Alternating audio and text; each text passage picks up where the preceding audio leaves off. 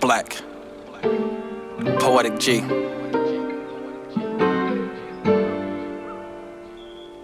Beautiful love always carries knowledge.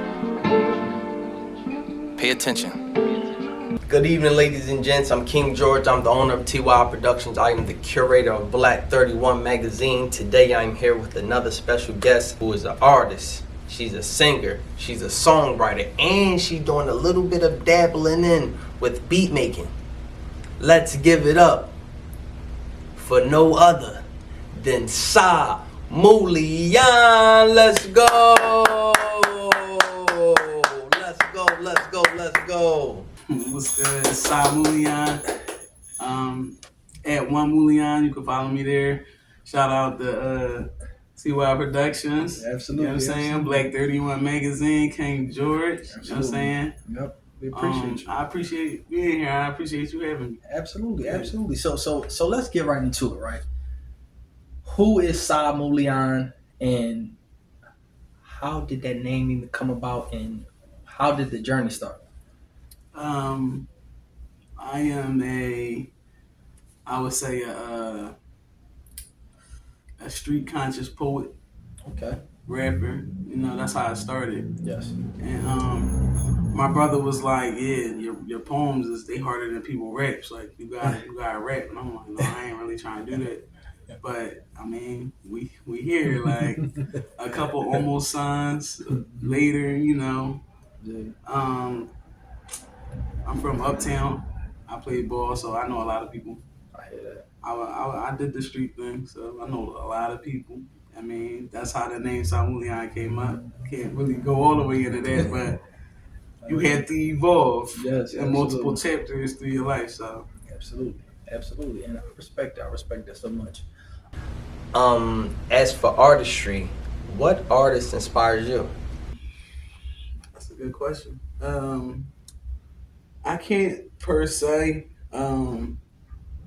Okay, for as far as writing, I would say Stevie Wonder, hands down. That's like my top. Like Stevie if Wonder. I had to do a top 5, I would say Stevie Wonder, Missy Elliott, Okay. Neo, Yes.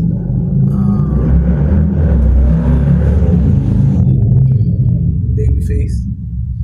I'm into the writers. I'm into the writers. Like I love that they like artists. Like, but I love that they wrote so many songs. Like it's a lot of others, but those would have to be my top. And as far as who like my sound is like. I'm from a generation that's a bridge of a gap between old heads and the young boys. That's the only way I can describe it. Like, but so I grew up with like I'm heavily influenced by like '60s music, '70s, '80s, like heavy into that. Grew up in the '90s, so heavy on the '90s. Yes. I mean, up until now, like I'm really a music buff. That's what I'm talking about. I mean, That's yeah, what I'm talking about. I'm into it like that. Yes, absolutely. When it comes to the poetry side, what is that journey like, and when did poetry start for you? I missed one, Lauryn Hill. That's when it started. Yes. That's when it started. I went to sleep to Lauryn Hill like every night. Because I had like I had like a tumultuous start. Okay. So I had like a crazy start, you know, Okay. for like a, Yes. kind of bring it down a little bit. Everybody might not know what tumultuous is. Absolutely. It might be like this. Absolutely. But yeah, like it wasn't easy for me at first. So that's the only way I could go to sleep. Yes. To Lauryn Hill. Mm. Wow. I respect it. I respect it so I'm much. talking about team. Like, ran that team. I hear that. And so I met you at the Prophet Over Wages site. Yeah, shout out to Prophet. Yeah, shout out to Prophet Over Wages. Mm-hmm. How important was that Prophet Over Wages cipher for the people? For the people, that was really important. Like it's important to show. I'm a big believer that it's important to show people who look like us what it looks like to have good fun. I think people forgot what good fun is. Like because I think that's why a lot of people get caught up in certain stuff. Like a lot of people, I would say, like in my generation, probably feel like I want to go to the club, but I can't not really put my guard down because people don't know how to have good fun no more. So that's really how I could like explain that. Like he had good fun. Yeah. Like it's still like you know who when you get there because everybody vibe it personify like, oh, I know who you are. Like even if I don't know you, I gotta feel for your vibe, bro. Like I recognize that vibe. Like, but at the same time, as far as me, like I recognize your vibe, but I recognize other vibes. That's like that's a different vibe. Like you get what I'm saying? Like I recognize those vibes. Like so. That's all I can say. Like that's how I describe it. Like. Absolutely, connections. How important is it to connect and network as artists?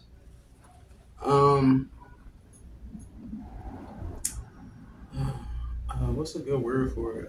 It's detrimental. Like it's an absolute must because first of all, when I first started, like I said, with a lot of things, I'm a rebel. Like I don't know why, but I just have heavy rebellion in my system. Like so, I just rebel against like a lot of things, right? So Yes.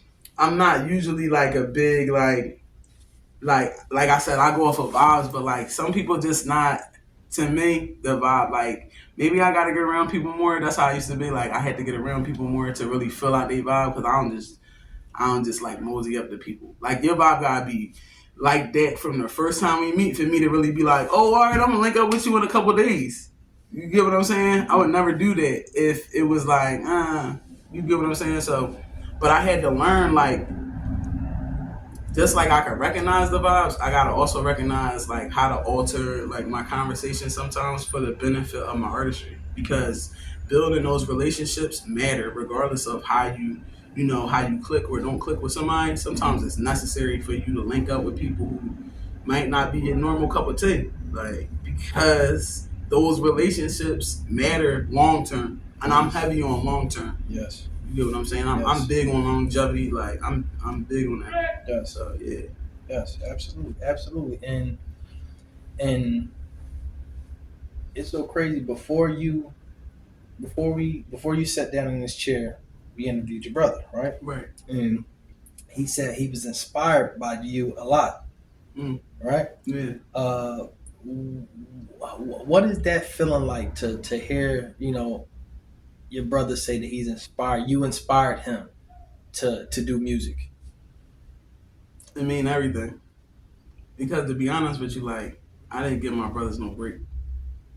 Like once it wasn't like a male figure in our household, it was necessary for me to be like extra. Like I'm naturally like aggressive. Like I mean, it's not that I would like to be, but that's just how I naturally am. Like, and so I was already turned and lit out in the mix as they was coming up. So I was really dead set on them not being like for a lack of better terms, like I didn't want nobody to ever try them and think that it was sweet. So I never gave them no breaks for real. Like I taught them as much as I could teach them from what I learned from our dad. Like you know what I mean? So whatever little pieces that he left, that's all I could give you. Like cause I can't explain to a young boy how to be a man. That's just not gonna happen. And then my mom, she worked. So that wasn't gonna happen with her neither. Like and we women, like at the end of the day. So you gotta get them a little bit of direction, like, no, but I know this guy. Like I'm big on my male relationships that I got. So I kind of lean on them a lot with stuff. Like I go and ask them, like, yo, can you talk to my brother about this, that? Like, I mean, only if I respect like their opinion because I know that that's sometimes necessary. So yes, absolutely. Yeah. Absolutely. So I mean, that mean a lot to me that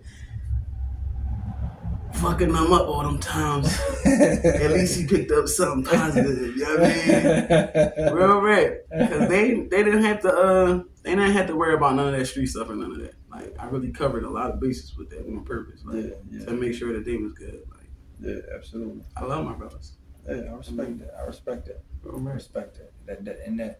And that's what it means. I love that you actually are saying that because family is important. And what we need to realize that in society, family should always be important to Black people.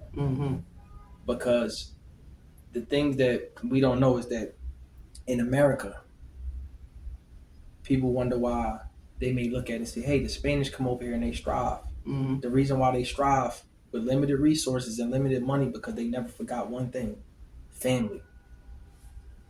2 things: community and family. Exactly. Because family builds the community. That's your first community. Exactly. And then when you go and interact with the rest of the community, or with the people who you make your community, that matters. From that family dynamic, that speaks a lot to how you interact and deal with people, and how you conduct yourself with people, and how you treat people. Like, that's important. Absolutely. Okay, so let's dive a little bit into songwriting. What was your first song ever written, and how was your writing developed over time? My first song, I dabbled in playing the piano. So it was like a simple little like a like a little simple little piano keys and whatever, and it was something like about the days of the week, like and it was big emphasis on a Friday because I ain't have to go to school on Saturday. I can't really remember how that joint went, but I know that's what it was about. I had because I grew up in a time when you had to have like freestyles on deck. Like you had to go. Like that's just how it went. Mm-hmm. And so I used to keep like a couple bars. Like I had one little rap that I always go to like all the time. Like that's I think that was pretty good for that time when I was a pup. That was already stuff. You know what I mean? But I think that it forced me to write at a level that was really beyond my concept at the time. Yes. And so now that I'm older, I really like when I go back and read a lot of it, it's like I was really on to something. Like I don't know, like, but life be happening. So yes, I like to always incorporate life into it. So I mean, I would say now my writing is more. It's more purposeful. It's intentional. Yes. In every way. Like, I'm about good fun, but again, remember I told you I'm about rebellion, so I'm also about like freedoms. Like I speak a lot about freedoms that we should have as a people. Yes. I'm very big on that. Yes. In my music, I'm very big on like because all skin folk not kinfolk. That's true. It's unfortunate, but that's just the reality. And I'm not just saying that as in like just our community. That's in any community. You know what I'm saying? I like to also be clear and clarify when I'm saying things because I don't like that a lot of times people historically like to put us into these stereotypes. So sometimes when I answer certain questions, that's why I say it like that because I need people to know it's not just us. Absolutely. The human race does that. It's not just our race. So yeah, but that's kind of how I write. Like I write a little too smart before. Like so now I figured out how to edit and so that it's more catchy. Like it's more like digestible. Okay. Do you feel like you have to dumb down your music for people to understand nowadays? What you think? I intentionally watch down my music as much as like I can. It's not much because you can only do that but so much until it's like blah. But I try to make it like I said, like if pills is the trend and everybody want to do pills, right? I press out conscious pills on a level where you're not going OD, but you going definitely OD. Like, you get what I'm saying? Like, I say that to say, like, I'm not going to say, like, water it down or whatever, but I feel like I'm not going to just seek out. I've never been accepted in just one crowd, basically. So I'm not going to seek out one fan base. I'm going to seek out the mass fan base. I'm going to seek it out all of it. So I want to be one of them kind of artists where it don't matter what genre it is, you going to see my name somewhere in it. That type of thing. Like, I don't really care about, like, not saying I don't care about my fan base, because I do got a fan base, believe it or not. I didn't think I would have that fan base, but I have that fan base, and they surprise me all the time. But Yeah, I want all the fan bases. So I make it digestible. Yes. I can't say watch them. I can just say digestible. Like Yes. they going to catch it. It's going to be a bop. I do catchy music. My hooks is they like that. Yes. You know what I mean? And then you throw in a little sauce, the little singing, it's a rap. Like it's really not. I'm like that for That's real. love. That's love. Yeah. That's love. Yeah. That's love. We gotta hear some. We gotta hear Oh, some. you gotta hear Yeah, something. we gotta listen to some music. Yeah, Absolutely. I'm like that. Absolutely. Do you have female artists who inspire you? Yeah, for sure. Like I mean, there's a lot of great female rappers. Like we talking about my favorite old head rapper from back in the day, Boss. A lot of people don't even know who that is, but it's a girl named Boss. Okay. She was a rapper, Okay. and unfortunately, she was hard as nails. And they found out that she grew up in like a suburban to middle class household, and so that they basically, because it was different times then, back then it was like if you gritty, you really got beef from the street, like. Yeah. So when they found that out, it wasn't like now where it's like, oh, well, Drake grew up in the Jewish community and he remember it. Like, you get what I'm saying? It's not the same. Like, it's just a different era. Like, for her era, yeah, that messed her up. But that's the spitter who I was really banging with. Of course, Queen Latifah, MC Light, all of them original, like building the framework girls. I was heavy into them. Rod Diggers, all of them. Charlie B. Moore, Eve, like you gotta say Eve. Like we from Philly, like I'm from Uptown. Eve is a big influence. Like you're tripping. Like she, when everybody in Uptown heard she had battle, like you know how your hood hear about you before a lot of people will. That's real. Like when we heard Eve had battled the whole rough, like just to get on with them, and she stood on that. Like that was a major thing. Like bro, from her beating girls up at King. Like I heard about them stories. Like I did. They was telling me like, cause I was trying to do my little rap thing. So people they like to start that little competitive thing or whatever. But you know what I mean, I just admired it all. Like it's a lot of rap girls, all of them. Tierra Whack, like new ones, old ones. Name them. I like them. Even if I don't know them, I like them. Just cause it's a girl rapping, and that's not an easy thing to do. To hold your own and anybody know your name is important, and it matters. Like this is a male-dominated industry, so you got to come with that. And I played ball, so that's the rules. That's just the rules of the court. It don't matter. Like, I respect that. I respect that so much. So I got a question. What does music mean to you? Life. Because what is life without music? Honestly. And if you look at all the art masterpieces from the beginning of time, there's some music being played. I'm talking about $1 million pieces. People got flutes, the little flute joints. You tell me how much is how much this music is life. It's part of life. If you don't have music, like where do you get your art from? Where do you get your piece from? Where you get your what are you doing? Who live in monotone? Like that's crazy. To just live a quiet life with no music is crazy. Something's wrong. I'm just saying that's what it means to me. I believe so. If I step in somebody's house and they don't got some music somewhere at some point in time, something's wrong. They kill people. Bro, right? They got bodies in the basement. It's no way, bro. It's no way. You gotta have music. That's life, bro. I'm sorry. I don't even know what else to say about it. It gets you through heartbreak. It gets you through pain. It gets you out your head. It starts your day. People work out the music. People go to sleep to music. Yes. It's life. Absolutely. People got toothbrushes that play music when you brush. That's true.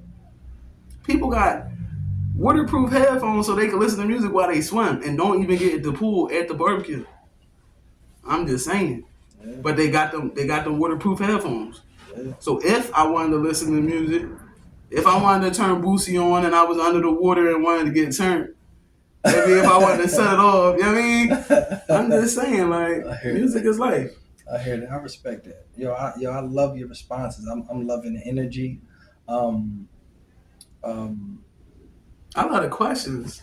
Oh, we will. That's what we love to do. We love to It's come. a lot of questions. We love to come with different questions yeah. just to make you think. Make me think. I like it. Do you have a favorite poet who inspired you? Because I noticed you said poetry earlier. Do you have a favorite poet of all time? Mm. Mm, mm, I can't rightly say that I have a favorite poet. Only because, like, black people and brown folk are poetic in itself, like, in ourselves. Like, it's part of our being. Like, and why I say that is because, like, if I'm going to talk about, like, Nikki Giovanni, if I'm going to talk about, like, William Shakespeare, like, not William Shakespeare, but I'm just saying, like, it's a lot of poetic things we say. Like Shirley Chisholm, she wasn't a poet, but she, like, I'm big on, like, the quotes. It's the quotes for me. Okay. Like, Historians. You love historians. but yeah, but it's not even that. It's just like it's the poetic, like the is it what would I say? The poeticism of the quote in itself. Yes. Like, we say pretty prolific things on a regular basis. Like, so I just feel like it's just flowing. Like poetry just flows from us, like, as a people. Like, and then, like, creative people in general outside of just our cultures is like, yeah, that's like, dude. That's why I said William Shakespeare, Edgar Allan Poe. I like them guys too, like Emily Blunt's. Like, I like them. Like, I mean, I like I like the weird, intrusive thoughts that go into poetry.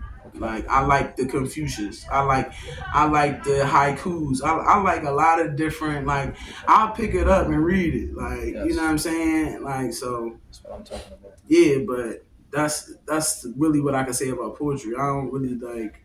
I think the first poet I was, like, introduced to, I think I had did a project on, like, is it Phyllis Wheatley? Phyllis Wheatley? Yeah. Yes. I think it was Phyllis Wheatley, and then it was a rat. Oh, we matching words. Like, that's what I thought. I'm like, oh, we matching words, but she was saying some stuff, like, at a time where that wasn't, like, that's what I mean. That rebellion, that stirs it up in me. That's what I mean when I say rebellion and, like, aggression. That's what I mean. It's like the speaking out from a place, like, deep within, like a deep place, like, where it's like, no, I'm speaking out, like, I'm doing, like, that. That's where I love the poetry. Like, that's why I love poetry so much. When I saw that somebody was doing that to free themselves, to speak on injustices, I thought that was fire. Yes. I thought that was fire, especially because you could be killed at the time she was doing it. Like, and they were doing it brazenly. Mm-hmm. You know what I mean? I'm into that. I'm into, like, Harriet Tubman is my favorite, like, historical figure. That's what I mean by poeticism. It just runs through us. Yes. Like, her saying, like, I would have freed them all if they had known they were slaves. That's poetry, bro. Say that one more time. I would have freed them all if more of them had known they were slaves. Now, that's not, like, on quote what she said, but that's essentially what she said. Like, and even the way she said it on quote, that it was just crazy. Like, to even just be able to stoically say something like that. Yes. And then, but you live in it. Yes. Like, I don't know. That's why poetry, like, and rap. That's why hip hop has done what it's done for me. Like, yes. And how important was Harriet Tubman for the freedom of slaves? Harriet was important for the freedom of our people in so many ways that is deeper than just our people. Like, that's a woman that you want your daughter to look up to. It is. And she carried a gun. And she was not playing. And she had bust your ass about getting people free. That's That's something to bust your gun about. Freedom. That's a big joint. Like, the whole concept of the story is like why braids are important to us. Because they were maps. Like, you don't think Harriet used a braid map? I mean, she figured it out on her own, so I don't think she needed to, but it probably helped to have a couple people was there like on some type time, and then not like that, but like it's not easy to be a black woman leading people, let alone leading men. Yes. Like, so then that spoke to the volume of the men that was willing to follow her and the freedom too. Like, it was a transference of power that empowered them. Like, that's what I mean about the poeticism, bro. Yes. Like, she was a definitive fixture in like in my core memory for anything that's Harriet. Like, I have a whole first verse in a song called Americana. I'm about to drop that joint too, but my whole first verse about Harriet, like, is like come on. Go do your thing. Do your thing. I'm Harriet in the underground. I come around, they like, free me now. I'm like, keep it down. If they hear you shout, you would give me up. I'ma leave you now. Niggas talk too much, I had to leave you now. Might crab with me and try to make me drown. Still, like, Yeah. bro, that's hard as nails to tell people, like, we going to freedom and you can't turn around. And if you turn around, I'ma do you. Yeah. Behind friends, hundreds of people. Yes. Like, do you know how many little girls she took the freedom that probably went on to have other abolitionists or became abolitionists, or like that? Representation matters. Like, that's just like when you asked me another question, I was like, I think it's important for us to see ourselves doing things. That's what I mean. It's like, I don't think black people, brown people cannot do like popping things. That's why all our stuff pop. That's why, because it's something deep down in it. Like, it's something natural, like that we just God given. Like, it's crazy. Yeah. I respect it so much, man. The energy is phenomenal, right? So, considering that we almost to the conclusion of the interview, right? I always ask a lot of people this question. This is the main last question I ask everybody. Okay. What positive advice do you have for young, striving females such as yourself that want to get into the industry of rap, or they just want to get into the industry of just being a business owner, or whatever you want to do, whatever they want to do? What positive advice do you have for them to stay focused, to always keep they dreams and not in hindsight but in forward sight, and what do they need to do to make sure that these goals are being met? Don't play that game where you worried about where somebody else in their journey, because that's not your journey. Yes. Your journey is your journey, so don't worry about if your journey don't look like where you want it to go or what you want it to look like right now, because we're not worried about right now. We're worried about long term. Yes. You know what I mean? And sometimes you're going to have to do it alone. Yes.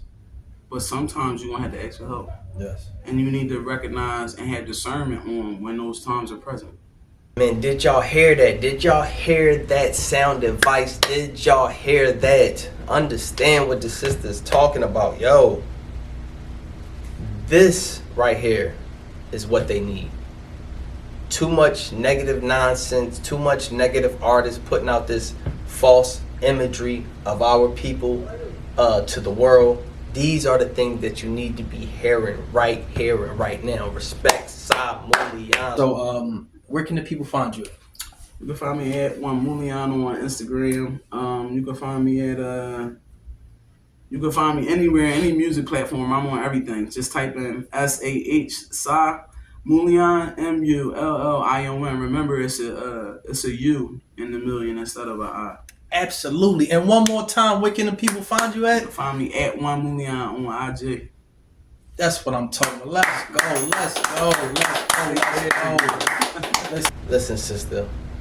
We appreciate you so much, sister. Thank you for coming through. Thank you for being a part of Black 31 platform. Thank you.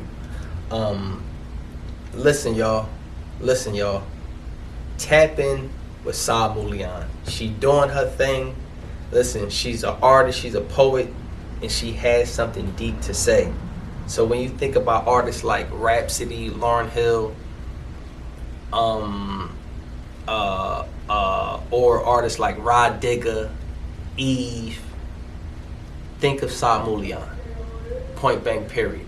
So each and every week, I want y'all to tap in. Each and every week, we will be hitting y'all with another special guest. It could be your favorite artist, your favorite poet, your favorite book author. It could be a doctor. It could be anybody who you know. It could be the little girl up the street with the lemonade stand. It could be you. So please tap in each and every week. Y'all know who it is. King George. This is the platform of truth, the home of the champions, and the place where we uplift man, woman, and child. Peace. Pay attention, train your mind. During these times, we need more education, not incarceration, to elevate from negativity at all costs. Knowledge and power. Remember, this game spilled given. Embrace it. T.Y.I, Poetic G. Peace and love, one. I love it.